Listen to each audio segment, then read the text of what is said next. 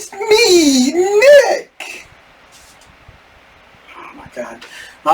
Welcome to the Christmas episode of Cheap Pops. I'm Dave. I'm Nick. He's Nick. This episode is a little late. Who are we blaming it on? The snow.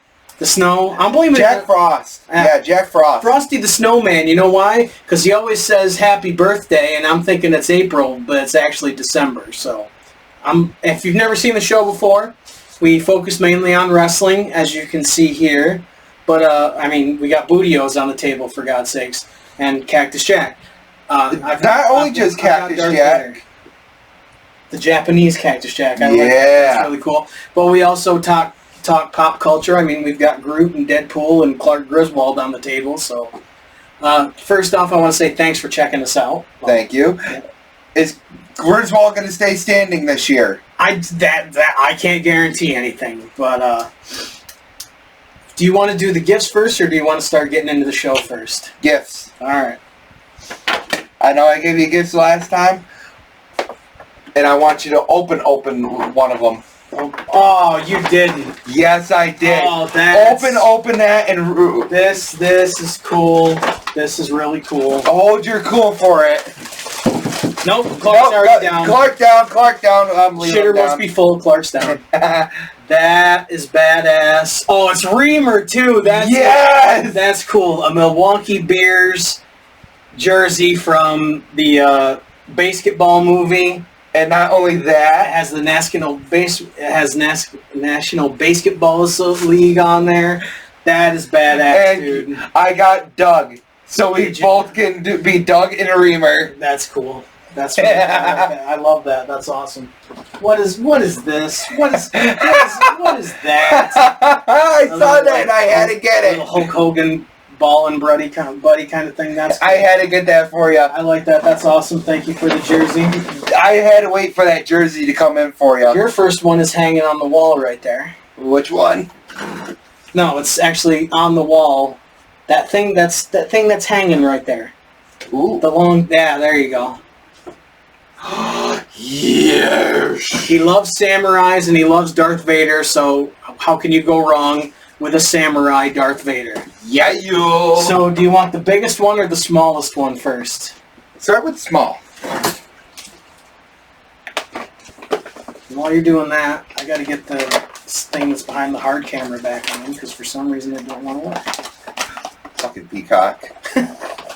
Fucking peacock. While he's grabbing what he got. Yes! There's been a lot going on in wrestling. We're going to talk about a lot of that. A lot of previews for upcoming events. And we're going to review a couple things as well. I love it. He's really into Vikings, so Sons of Odin, Valhalla. I thought that was pretty cool. That is. To me, it reminds me of like a Sons of Anarchy kind of thing. So, and then there's this one. This is the one that I really put a lot of thought into, and I really thought you would like this.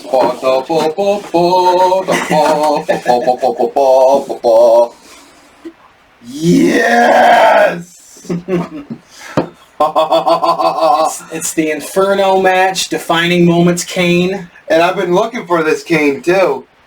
Straight from Ringside Collectibles, and what else comes with it? I'm going to take the box for now so it's not in the picture. Ooh. Ooh! Extra flames.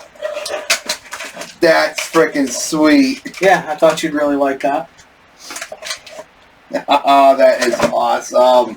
This was a last minute one, but I think you're going to like this.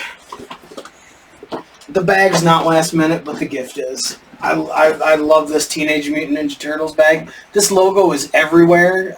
They always use that one. I really like that one. So. Yeah.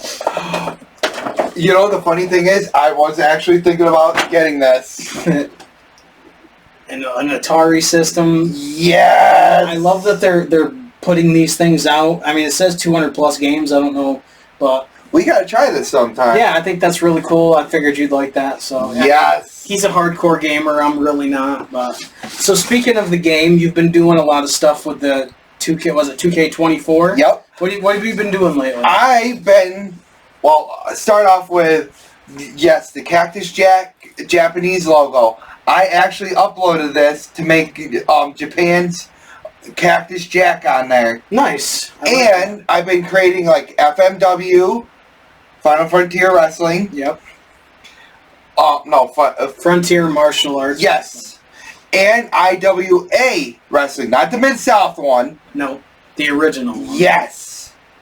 Yep, so you've been creating the ring mats and all that stuff. You did like a dream match. What was it, Mike Awesome and Vader? Yes. That's really cool. And Mike Awesome wound up winning the match. That's cool. I don't play the game as much as I should, but I'm going on vacation, so I'll have some time to play the game. I'm going to download it and start, because he likes to cheat when we play, so I got to get better at it. And I'll teach you how to, upload logos and everything like that. Yeah, that'll be the only thing you'll ever be able to teach me. So. Yeah, okay. So, have you been watching any wrestling lately? Any of the new stuff, Raw or SmackDown or anything that's been going on? No, because I've been waiting for stuff to come to Netflix because, like I said, Hulu wants to be petty. Yeah, and some of a lot of Raw content is on Netflix right now. Not a lot, but some. Well, yeah, I mean they have a lot of the years cut out, but they do. There is a lot of Attitude Era stuff is on there right now. So, but I watched NXT Deadline. I think NXT is doing really well. I really wish they would incorporate more of the TNA people. I'm hoping they will in 2025. I'm expecting some TNA stars to be in the Royal Rumble, especially Joe Hendry, who was, I think he got the moment of the year for NXT for his debut in NXT, so that's really cool. That is awesome. I'd never seen the men's Iron Survivor match or any of the Iron Survivor matches. It has the penalty box like TNA's King of the Mountain match did. So, if you got pinned or whatever, you have to go to the penalty box, which is cool. I like that idea. Javon Evans was number one. It's like a kind of a gauntlet match. They're coming out at timed intervals and stuff. Javon Evans was number one. Wes Lee was number two. Nathan Frazier was number three. Ethan Page was number four. And the mystery was Obafemi. He was number five.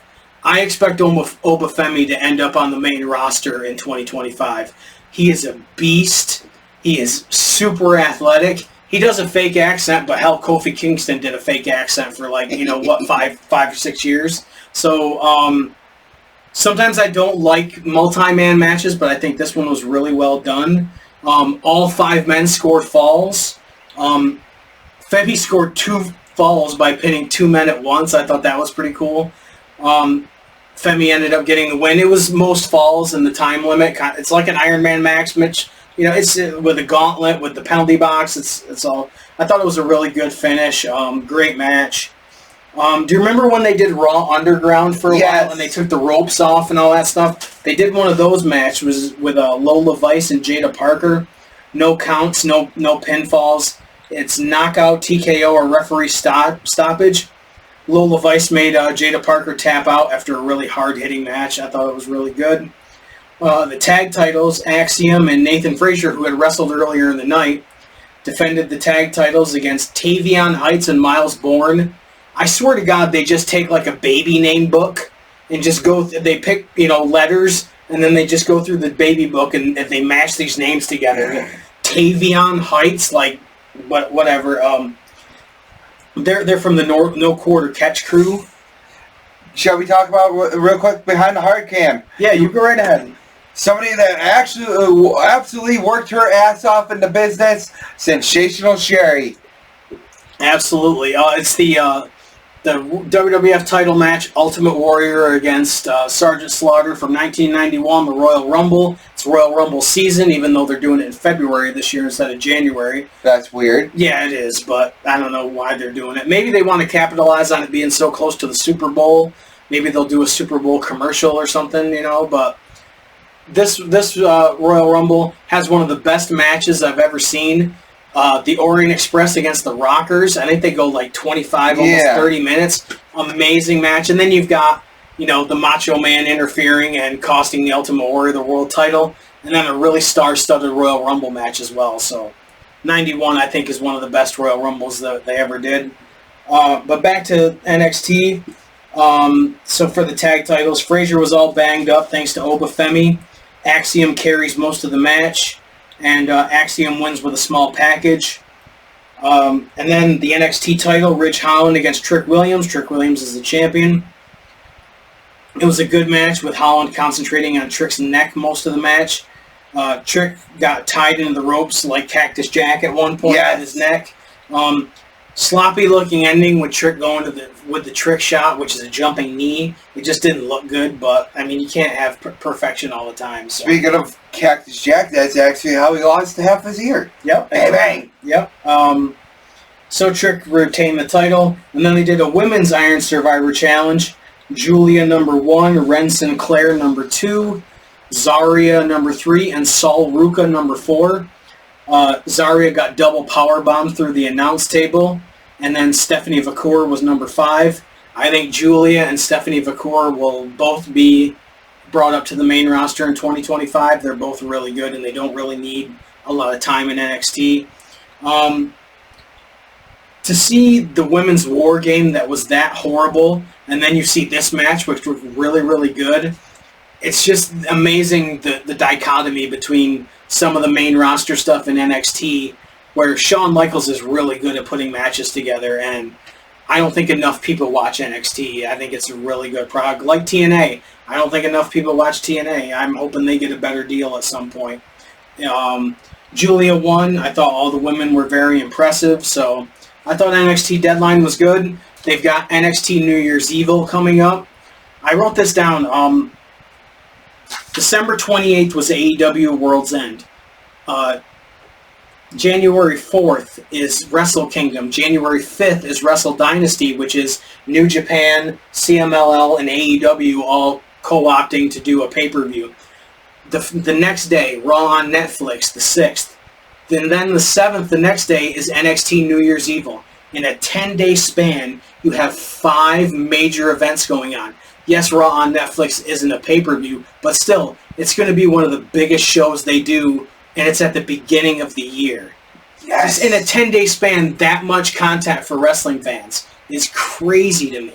It is. You know, it really is. It's just, it's an embarrassment of riches. I don't understand how you can be a wrestling fan and not be excited about where the wrestling business is. There's always something to watch. I think there's pretty much wrestling every day of the week but Sunday. And a lot of times there's a PLE or a pay-per-view on a Sunday, if not on a Saturday. So it's crazy the amount of stuff that you can watch. It is awesome to be a wrestling fan now. It really is. I mean, there's so much stuff. We can't keep up with all of it to do the shows. Like, I cut out, I want to give him the TNA not pay-per-view, but Turning Point to watch, or what. There's so much stuff to watch that it really is hard to keep up with it. We still gotta watch the FMW Deathmatch DVD We do. together. Did you watch Saturday night's main event, though? Yes. What did you think of that? It was pretty good. I've seen a lot of mixed stuff about it. A lot of people say it's a glorified house show. The thing is that it can't be Raw. It can't be SmackDown. They were trying to make it look and feel different, and it really did. It was retro. They had the Obsession theme from the 1980s. I mean, it starts with Jesse Ventura and Joe Tessitore. Ventura's got the feathered bows. I mean, yes. He's 73. He's not going to look like old school Jesse Ventura, no. But I think he sounded good. I mean, you start the show with Drew McIntyre against Sami Zayn. Drew McIntyre's hitting on all cylinders right now. Sami Zayn's doing really good. Yes. It was a hard-hitting, good match, and McIntyre hit the Claymore for the win. Great way to start off Saturday night's main event. Then you do the Women's World Championship, Io Sky against Liv Morgan. I think this could have been a Match of the Year candidate. Liv Morgan has gotten so good, and Io Sky's always been good. And then I saw people saying that Mercedes Moné and Chris Statlander from last month was a Match of the Year. I don't agree. They just had one at World's End that I would agree is the best match that Mercedes Moné has had all year. So, and Statlander's always been good. But Liv took a hard knee. Did you see the video? Yes. Liv taking that knee to the face. It was gnarly, and when they did it in slow motion, it looked even worse. But she recovered and hit Oblivion to retain. I don't know if Rhea Ripley's going to win it on Netflix. I would be surprised if she didn't, because they've been building for a long time for Rhea Ripley to win the belt back. But who knows? Maybe Liv will screw her again or something, and I don't know. I say keep it going until they can lead up into a Hell in a Cell. nobody can interfere or anything. That would be cool. My only thing is, I really hope this isn't leading to Rhea Ripley wins the title back and then Charlotte Flair returns. Oh, and, God. Not They do Ripley against Charlotte Flair again at WrestleMania. I really hope that's not where it's leading. Please, but no. Who knows? I'm enjoying Charlotte being gone. I am too. And then the World Heavyweight Championship triple threat. Finn Balor, Damian Priest, and Gunther. Good triple threat. I think it would have been better with just Finn against Gunther. Yes. Gunther hits the powerbomb on Finn for the win. I got to be honest, I'm surprised they've kept the belt on Gunther this long. Yes. He is a Triple H guy, which makes sense. I mean, but he's also a really good heel, and I think he's going to be a really good babyface one because the crowd's already wanted to cheer him because he's such a badass. And that's the thing is, a lot of these guys that are legit badasses, the crowd wants to cheer him.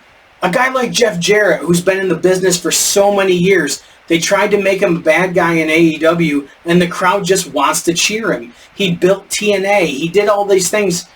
A lot of these guys just can't be bad, or they can be for a little while, but it's not going to work. Yeah. Kind of like Cody Rhodes. You can make him try to be John Cena, but he's not going to be for long because the crowd's already starting to turn against him. And we already know how great Cody is at being a heel. That's true. The main event, which I really liked. Oh no, it wasn't the main event. Hang on. The Women's United States Championship. Chelsea Green against Mi Chen, who is also Mia Yim. I don't know why they changed her name. It's just stupid. I thought this was really good. Chelsea got the win. Cool to see her get this spotlight and be the first Women's United States Champion. The tournament for the Women's Intercontinental title is still going on. On Raw, they concluded that it's going to be Io Sky, or no, not Io Sky, Lyra Valkyria against Dakota Kai.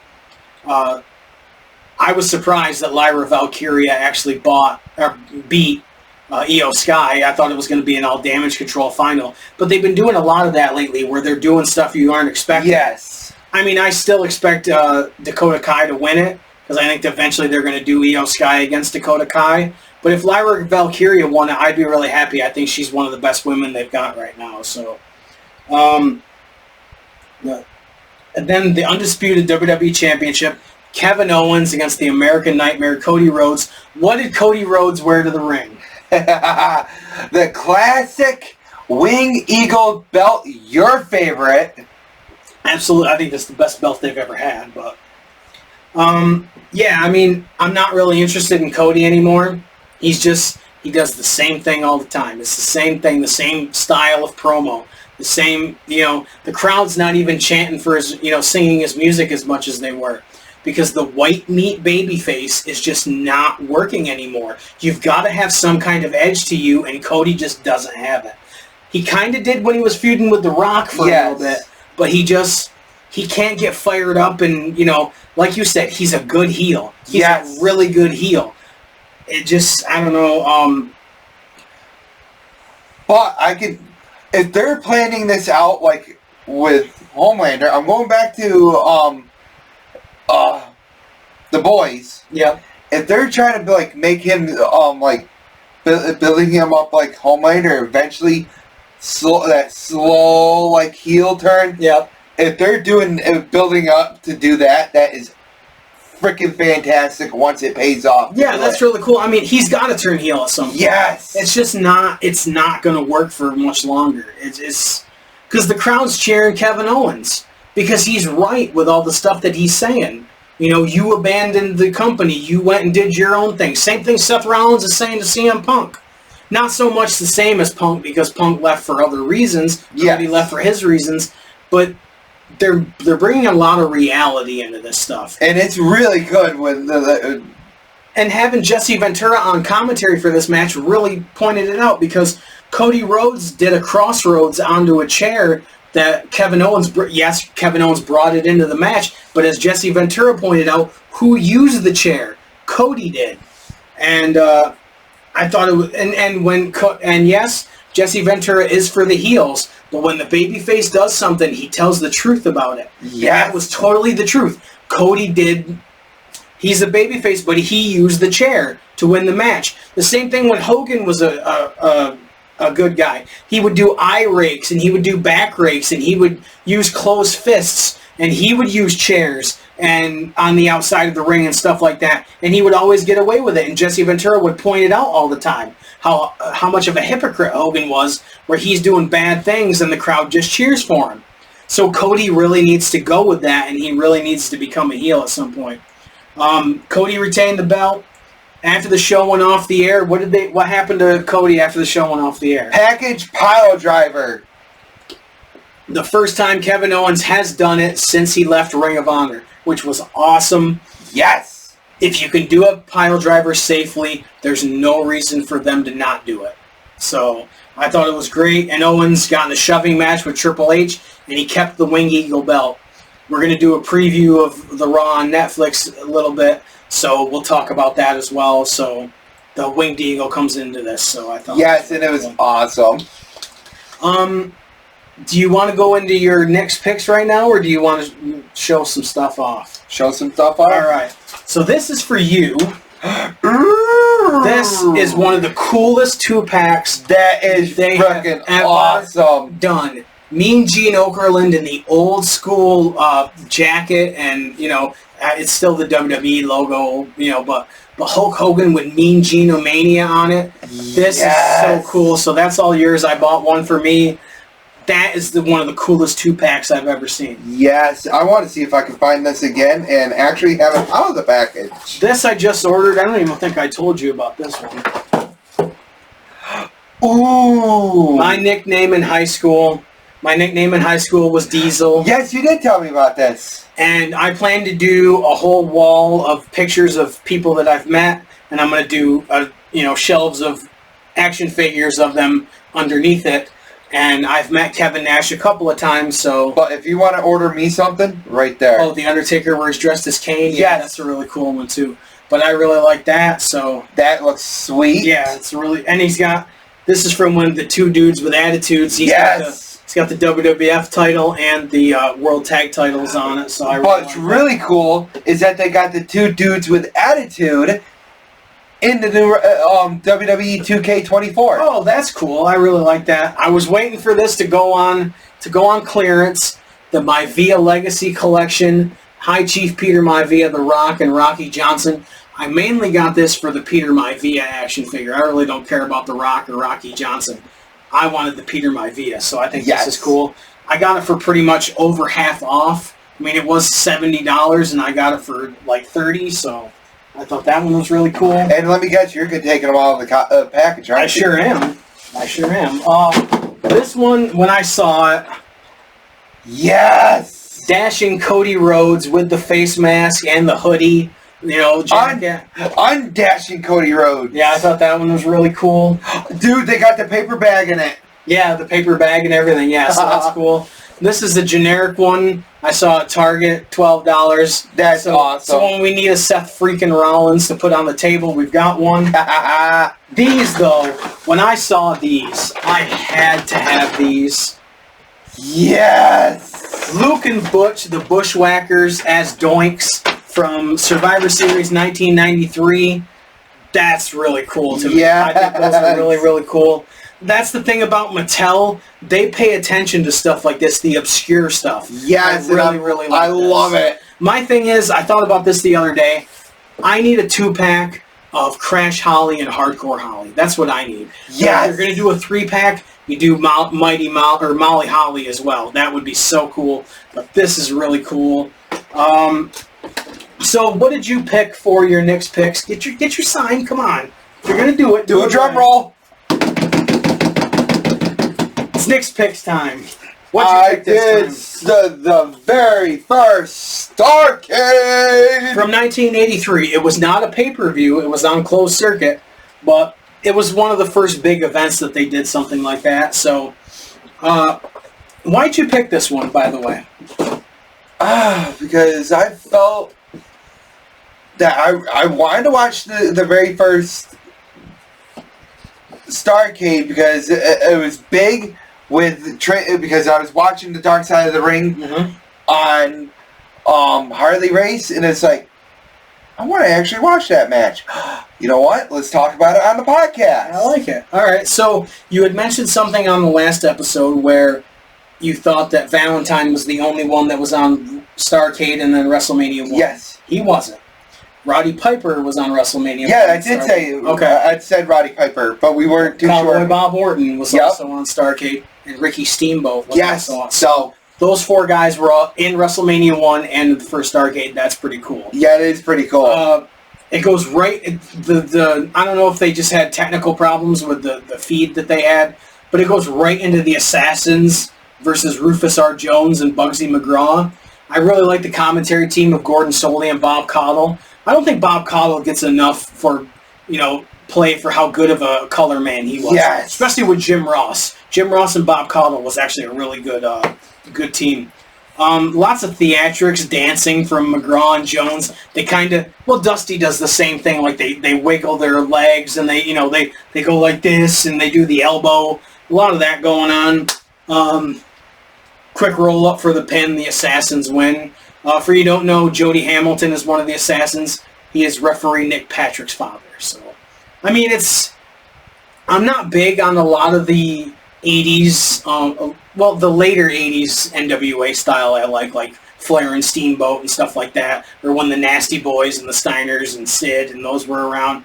But some of the early 80s stuff, but then again, I didn't grow up on it either. I grew up on WWF from the 80s, so that's a whole different style of match in the 80s with the WWF than there was in the NWA. So, did you notice when they would go to Gordon Soley and Bob Caudle at the set, that it was literally gold spray paint on the top of the set? I mean, the logo looked cool, but it was literally gold spray paint along the top of the set. I thought that was kind of funny. Then they did Johnny Weaver and Scott McGee against Kevin Sullivan and Mark Lewin. What was the one thing that was glaringly obvious at the end of this match? I'm trying to fucking remember. When Kevin Sullivan takes the razor blade and zips all the way across Scott McGee's head, and McGee is bleeding like a stuck pig. It's, oh my God. And like I put, you can definitely tell it's 83 by the way the production is. Yes. Carlos Colon against Abdullah the Butcher. Classic Puerto Rico. Those two just fought for years in Puerto Rico. It was just a brawl. I mean, bleeding, biting. Yes. They both used the foreign object out of Abdullah's tights. Foreign object! Yeah. The ref was squashed by Abdullah. And one thing I thought was actually pretty cool, if you know anything about the Attitude Era, Hugo Savinovich interfered in this match. Who's Hugo Savinovich? One of the Spanish commentators in WWE for years. A lot of people don't know that he was a big name in Puerto Rico before he went to the WWF, so that's pretty cool. Abdullah the Butcher wins. Oh, shit. And they had Angelo Mosca cut a promo after that match, and you just see Scott McGee just sitting there bleeding next to him in a chair in the locker room while Mosca's doing this 5-minute interview. That's hilarious to me. The guy's looks like he's bleeding out and he's just sitting there like this just while Mosca's doing the promo. I thought that was pretty funny. Wahoo McDaniel and Mark Youngblood versus Bob Orton and Dick Slater. I really like that overhead cam shot that they were doing for a lot of the matches. I thought that was cool. Bob Orton, so smooth. The stuff that he could do in the ring. Man, if he could have been a better talker, I think he would have been right up at the top, because the stuff that he could, the float over that he would do after he would do to get into the pinfall, just, oh my God. Do you know what's sad is that his son had more charisma than on the mic and had the athletic ability too. It's crazy. You could say like Scott Armstrong or Brad Armstrong, they didn't have the charisma of their father. Well, Randy Orton flipped the script on that. And so, but Orton and Slater won after the superplex. The NWA TV title, Charlie Brown, who is Jimmy Valiant, mask, versus Kabuki, title versus mask. I've never seen much from either of them. I actually met Jimmy Valiant at the Wrestling Classic this year. Well, I had met him back in 2008 and got my action figure signed, but I never got a picture with him. I finally got my picture with him. Shall we bring over your action figure? Go right ahead, man. Yeah, because I was going to say he was actually on this card. So there it is, the classic superstars with the logo on it that I got autographed back in the day. I had to put the claw was used way too much by way too many people in the 80s. I hated when people used the claw, but Charlie Brown, otherwise known as Jimmy Valiant, won after an elbow drop. He won the TV title, so that was pretty cool. And then Dusty Rhodes did an interview, and they had to do like 2 or 3 takes on it because they had audio problems. He still keeps trying to talk, and the announcers are trying to explain over it. I thought that was pretty funny. Then we get into the match of the night, in my opinion. The dog collar match. Yes! Who was in the dog collar match? Oh, fuck, I'm trying to remember. Because I watched it last month. Greg the Hammer Valentine and Roddy Piper. Yes! One of the most iconic NWA/WCW matches ever. I just dropped my water. For the U.S. title, huge long chain. But they used it so well. Great psychology. Very hard hitting. They were beating the fuck out of each other with that chain. Valentine got busted open. He attacked, Valentine attacked Piper's ear. Piper's ear was busted open. A really brutal match. Piper got a moral victory. I think like Valentine got DQ'd. And Piper lost, I think he lost like 75% of the hearing in his ear because of that match. Because at one point, Valentine went to hit him with the chain, but he cupped his hand too much, and that'll bust your eardrum if you get hit in the ear with your hand cupped. So that's pretty much what happened. The tag titles, the Briscoes, not the Ring of Honor Briscoes, the original Briscoes, Jack and Jerry Briscoe, against Steamboat and Youngblood, with Mosca, who had done the promo earlier, as the referee. Good back and forth technical match. Steamboat and Youngblood won the tag team titles. They did a long intermission with interviews. Flair came out to no music, which I thought was funny, but he still looked like a star. I mean, Ric Flair's always going to look like a star. So Steel Cage, NWA title. Ric Flair against Harley Race. I put this, I don't know why it popped into my head. Harley Race looks like a bus driver in a robe with some sequins on it. Yeah! He literally looks like a guy that was just driving your school bus. You know, no shade on Harley Race. Great performer, great, in-ring tactician. But he just looked, nothing wrong with looking like a regular dude, but he just looked like your uncle that smoked too much and was drinking at the family Christmas party and just sitting in his lazy boy the whole time and didn't fucking move. That's what Harley Race looked like to me. But, former NWA champion Gene Kiniski as ref, slow-paced cage match. Yes. And for Flair, that's not really something that you usually see. Flair got busted open. I thought this match went way too long. No, don't get me wrong, good match, but I think it went way too long. Flair did a high crossbody over the ref, and so Race pretty much fell over the ref, and Flair got the pin. Kind of a lackluster way of winning it. I mean, not that I wanted to make Harley Race tap out to the figure 4, but I'd rather see like a small package or a real roll-up, because it just looked weird. But after this match, the interview. Oh yeah, they did great interviews. I mean, there was a long celebration with the baby faces in the ring, and Flair did an interview while he was still bleeding after the match and stuff. That was really good. But who came into that interview? I don't remember. And challenged him. Who came into the interview and challenged him? I don't remember. Because it led into the following year. Dusty Rhodes. Oh, okay. Yes. Well, see, because a lot of people don't. Well, I mean, some people know. A lot of wrestling fans know. Dusty Rhodes booked the whole card.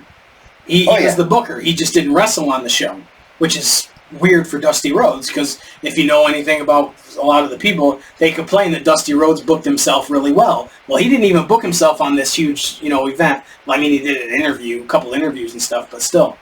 Yeah, and it would lead to Starrcade the next year, Starrcade 84, Dusty Rhodes against Ric Flair, so.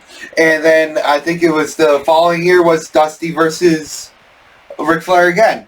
I believe it was, yeah. So, all in all, I mean, is it one of the greatest events I've ever watched? No. I mean, that dog collar match is iconic. Yes. I'll always be happy to watch that.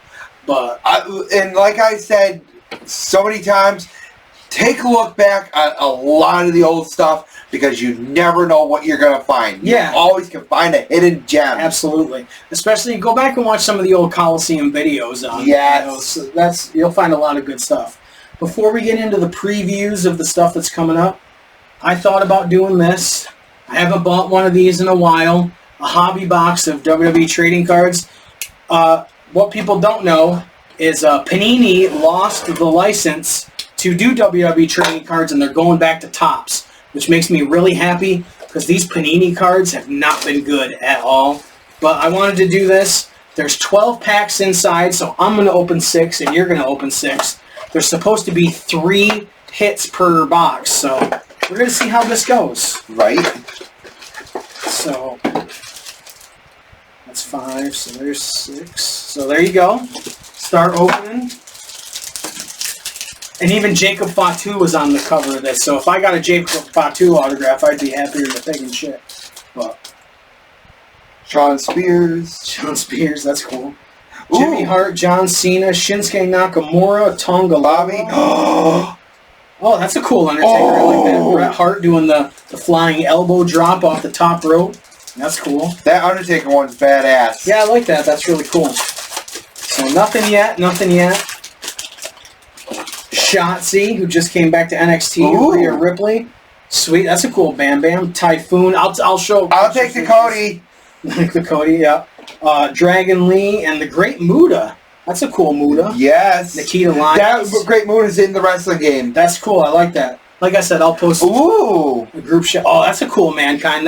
Is that a variant? Oh, it is. One. That's cool. I like that. Dude, it's shiny too. That's cool.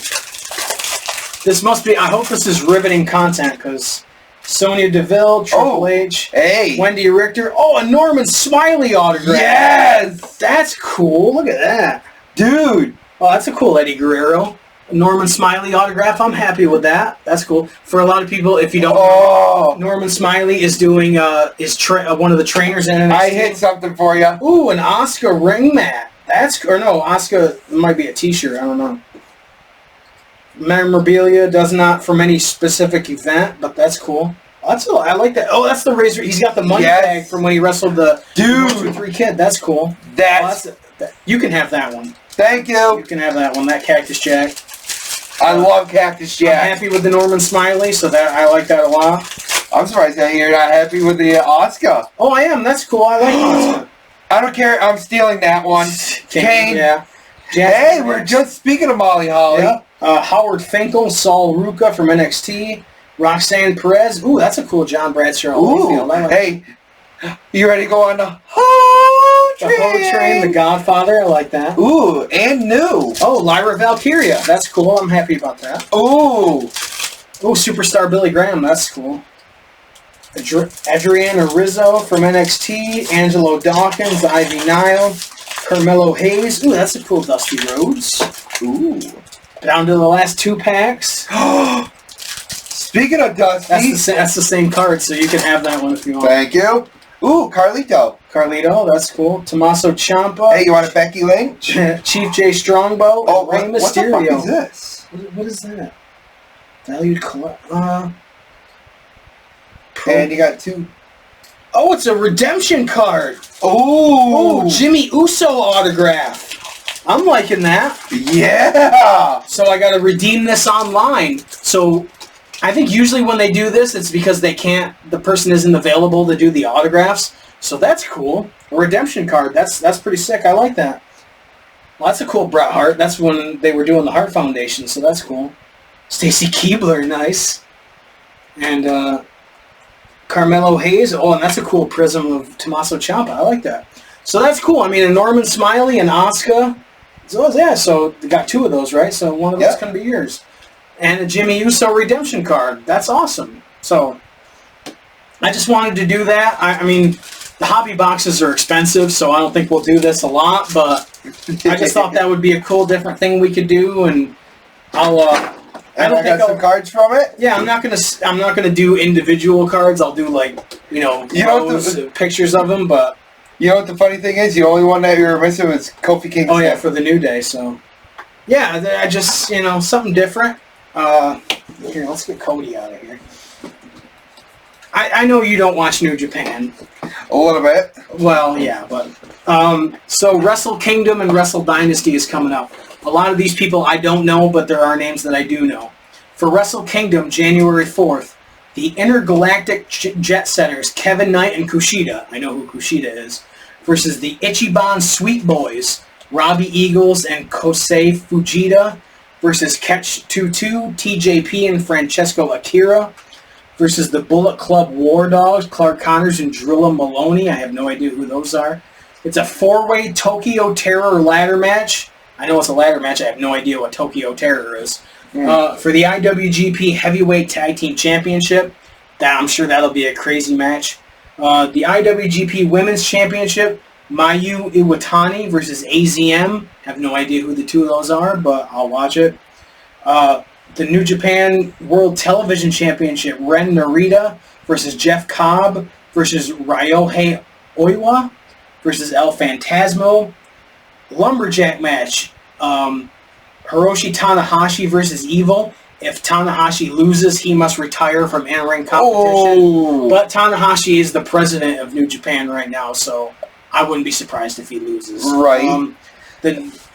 I do know a lot of the New Japan pro wrestlers. Yeah, good. I mean, Tanahashi is great. If you want to watch watch more of the older stuff, watch Tanahashi against Okada, and you'll never find a bad match. The Never Openweight Championship, Shingo Takagi versus Konosuke.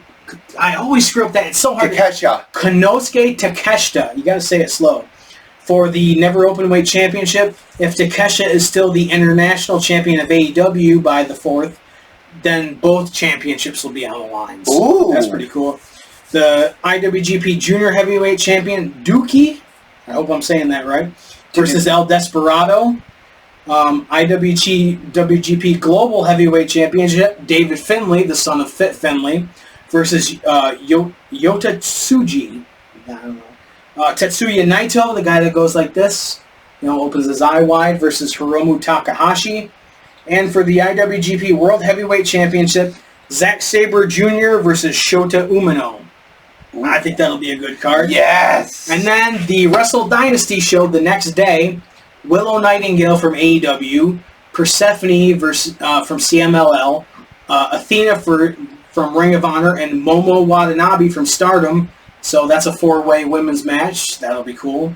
The Sons of Texas, which is Dustin Rhodes and Sammy Guevara, versus the House of Torture, Sho and Yoshinobu Kanemaru. I don't know. But that's for the Ring of Honor tag titles. Zack Sabre Jr. against Ricochet. That should be a good match. Konosuke Takeshita or Shingo Takagi versus Tomohiro Ishii. Yota Tsuji versus Jack Perry. Kenny Omega making his return to in-ring competition against Gabe Kidd. Shota Umino against Claudio Castagnoli. David Finlay against Brody King. That's going to be a hard hit. Yes. A Finlay against a huge dude like Brody King. That's going to be crazy. Yes. The Great O'Khan and a mystery partner against the Young Bucks. Mercedes Moné, the Women's Strong Championship, against Mina Shirakawa, the British Women's Championship. Winner takes all.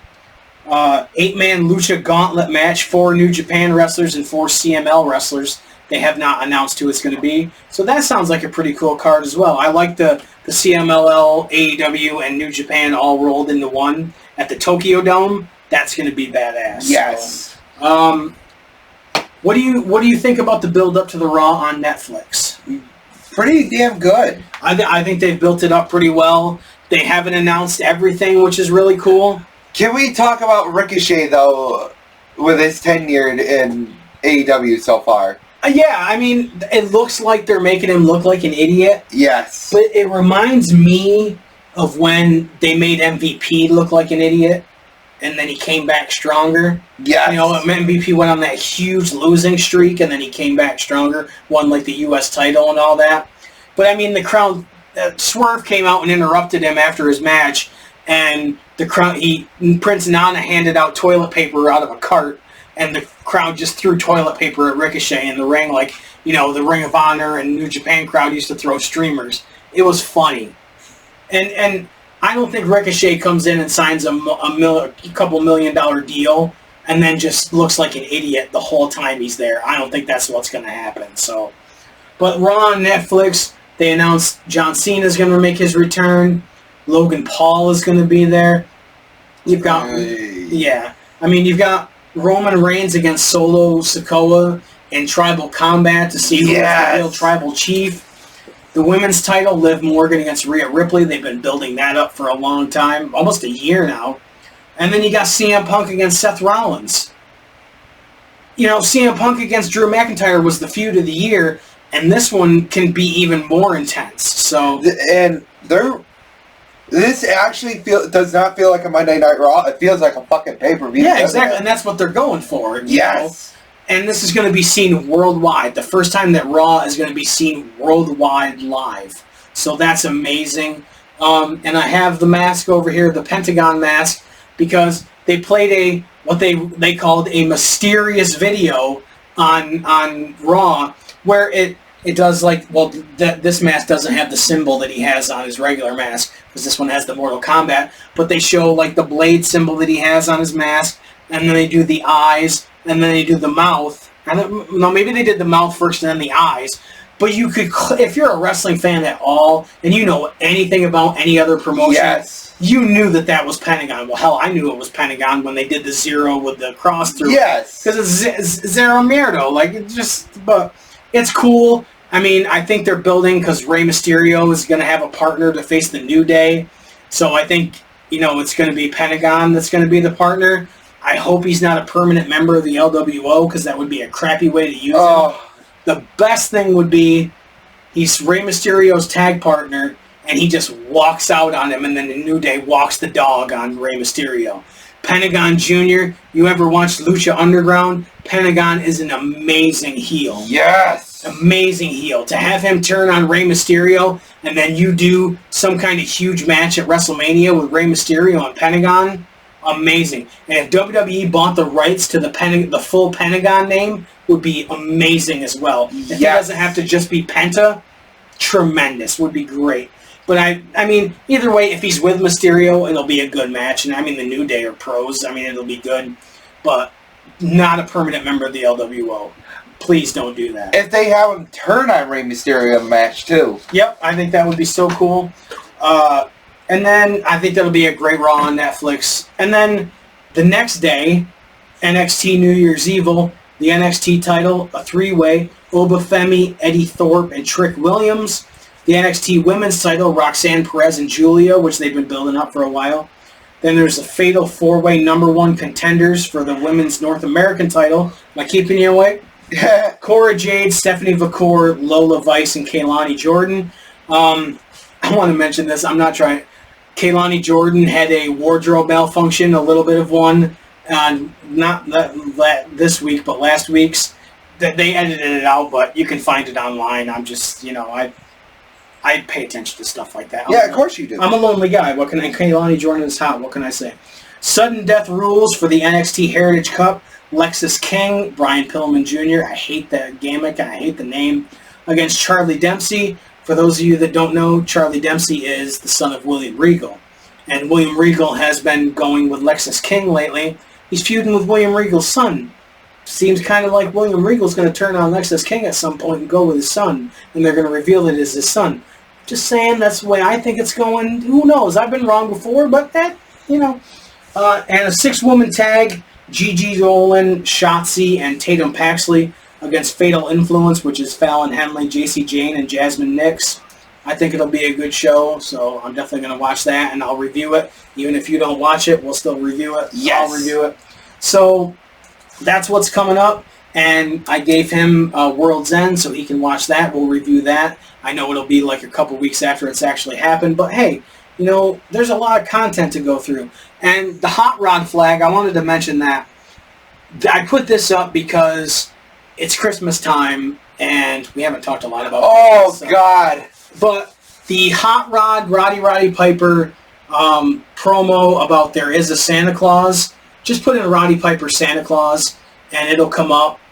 It's an amazing thing where Piper, I think it was Bobby Heenan. Yes, Bobby. Was running down Santa Claus, and Piper comes in and gets really animated because he had like 6 kids. So, Santa Claus, that when you've got a lot of kids, you've got one kid, and Christmas means Christmas means a lot for kids, and the magic of, all that is just, And Piper goes off about it, so I wanted to put that up there. Search it out. It's actually a really cool video. And Gorilla Monsoon has a big part in it, too.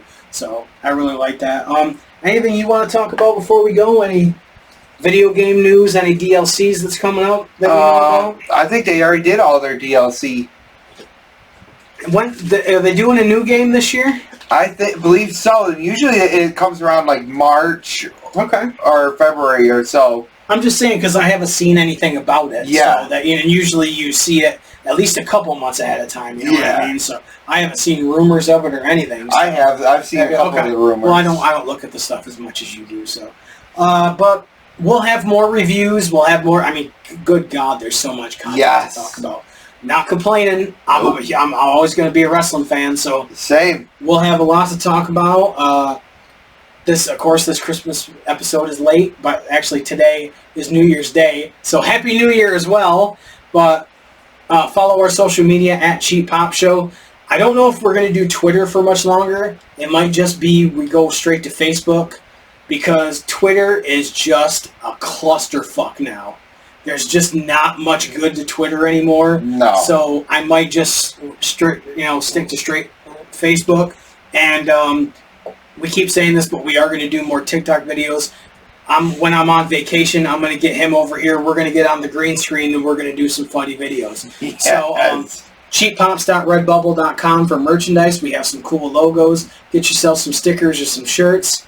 At Cheap Pop Show on all social media.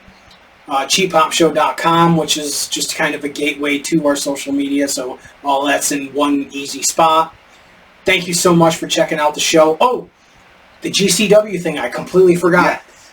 Our logo, right now, we've paid a sponsorship, is going to be on the ring mat at GCW, Game Changer Wrestling's Hammer on January 19th.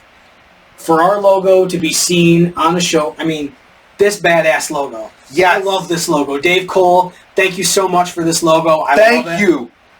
And Dave Cole is the man who does the artwork on GCW ring mats. He paints the ring mats. So he is putting our logo on one of the corner spots on the ring mat at GCW.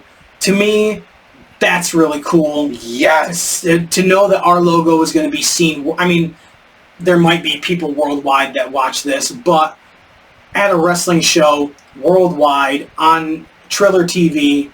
So check that out. And I'm so excited to see our logo worldwide on a GCW event. And not only that, but Violent J. Yes, Violent J of ICP is going to be at that show, so that's really cool. I'd love to meet ICP. I've seen ICP in concert, so that's really cool. So thank you so much for checking out the show. Why don't you take us out this time? Pop Guys out.